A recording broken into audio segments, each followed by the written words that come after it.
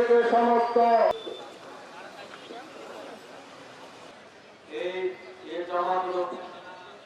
দীর্ঘ 1 মাস সিয়াম সাধনার পরে আমাদের কাছে কিছু না বললে এটা আবার আপনারা প্রত্যাহার করবেন না। المستقيم صراط الله أكبر ورحمة الله محمد رسول الله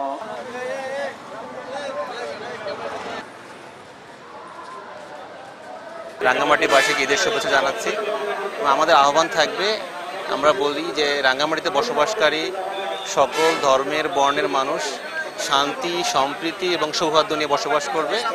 আমরা চাই যে এই পার্বত্য জনপদের প্রতিটি মানুষ একজন আরেকজনের কল্যাণে কাজ করুক, সম্প্রীতি নিয়ে বসবাস করুক, ভালোবাসা নিয়ে বসবাস করুক। আমাদের বন্ধনটা হোক আত্মার বন্ধন, আমরা এটাই প্রত্যাশা করি। একটা নতুন ধরনের পরিবেশ এই অর্থে, কারণ আমরা দেখেছি গত 1.5 বছর ধরে আসলে যেহেতু এক ধরনের একটি বিকল্প সরকার আমাদের দেশকে পরিচালনা করছিল, এখন একটি গণতান্ত্রিক সরকারের অধীনে দেশ পরিচালিত হচ্ছিল, ফলে মানুষ অনেক বেশি স্বতঃস্ফূর্তভাবে আসলে ঈদ বা রাষ্ট্রীয় যে কোনো আয়োজনে অংশ নিচ্ছেন, ফলে সেই জায়গা থেকে আসলে মানুষ শান্তিপূর্ণভাবে তাদের জীবনযাপন করতে পারবে, এটাই আসলে আজকে আমার কাছে প্রত্যাশা। আমাদের প্রত্যাশাটা হলো বর্তমান সরকার ভ্রাতৃত্বের বন্ধনে দেশ পরিচালনা করবে এবং দেশের সার্বিক উন্নয়নে একে অপরের সঙ্গে সহযোগিতামূলক সবাই আচরণ করব।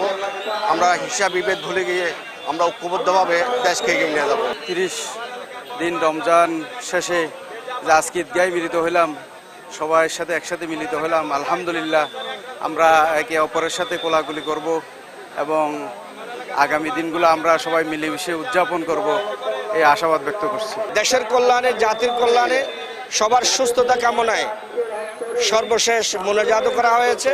আল্লাহ তাবারক ওয়া তাআলা সকলের পক্ষ থেকে আজকের এই ঈদুল ফিতরের নামাজকে কবুল করুন এবং সমগ্র বিশ্ববাসীকে হেফাজত করুন।